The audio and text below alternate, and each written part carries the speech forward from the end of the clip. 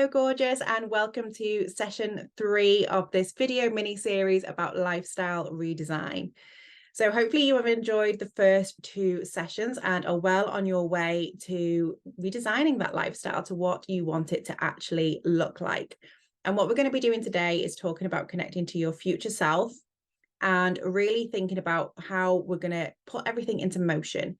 And whether you want to go for the trial and error approach, which I have done for over a decade, but I've done that so you don't necessarily have to. So we're going to talk about ways that you can actually work with manifestation, redesign your lifestyle at a lot quicker pace and get to where you want to be. So without further ado, let's get stuck into session number 3. So what we are talking about today is a gorgeous collaboration with your future self. So you've already seen how self-love and self-care can start to be a foundation for you when it comes to your well-being.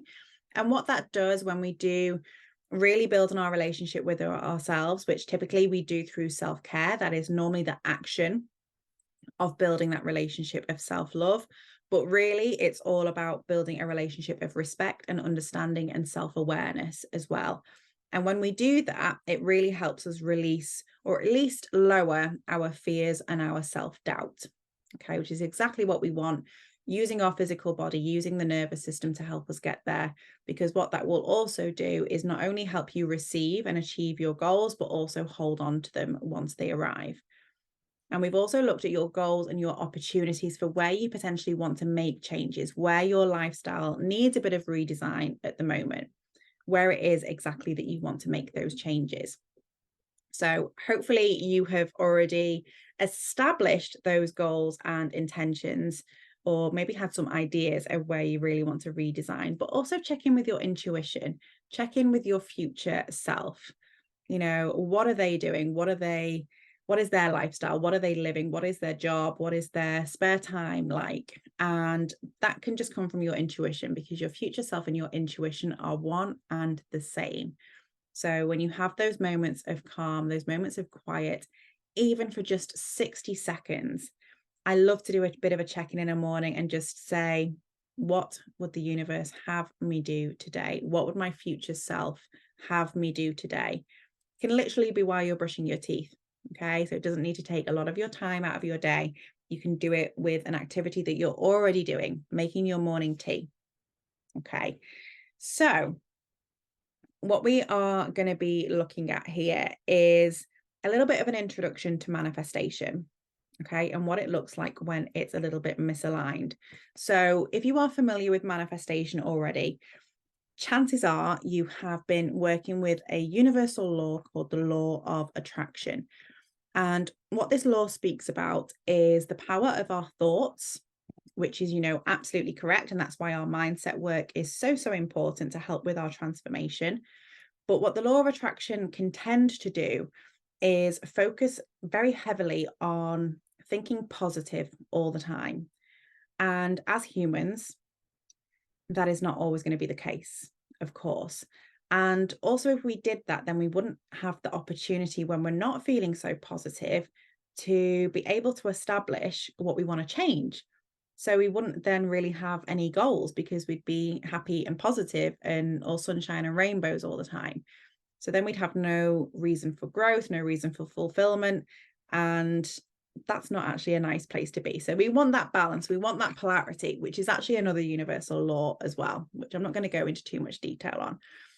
But what manifestation really is a combination of universal laws, the law of attraction being one of them, but there are actually 13, which I work on with my lovely clients.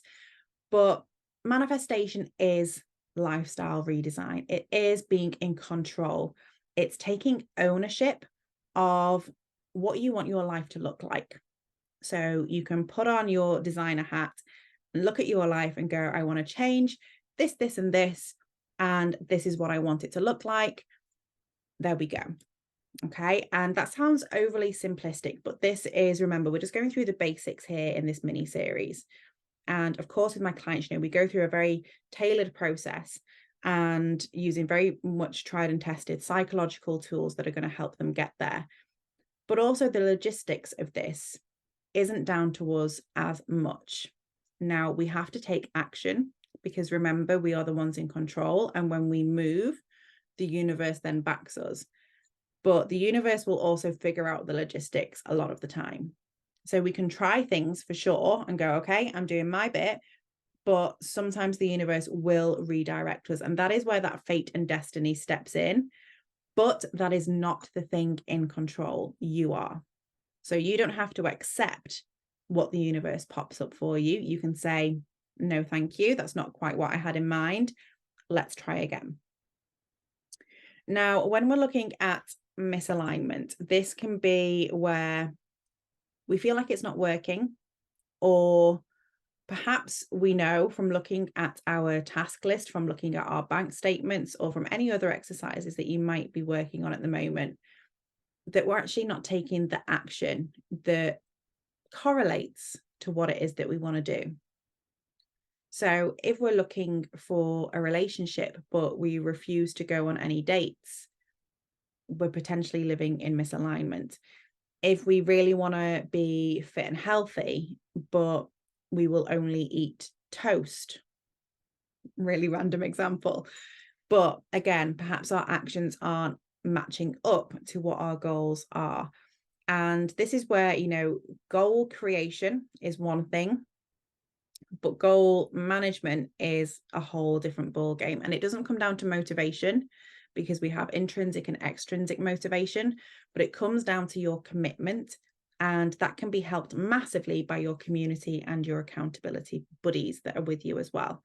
So there's a whole other layer to all of this work, which is, of course, why I have a 6-month program that goes into a heck of a lot more detail. But I just wanted to give you kind of the basics when it comes to your lifestyle redesign and introduce you to the idea of manifestation, in that you can create the life that you want. And it's not just thinking happy thoughts and visualization, although that can help. There are several other components to it. And one of the things I absolutely love, because it really helps you to collapse time and embody the energetics of that future version of you. And once you've done that, you've freed up time, you've got spare time, you can help others. And that's the balance that most of us are striving towards. So try the little trick of asking your future self every morning, what would you have me do today?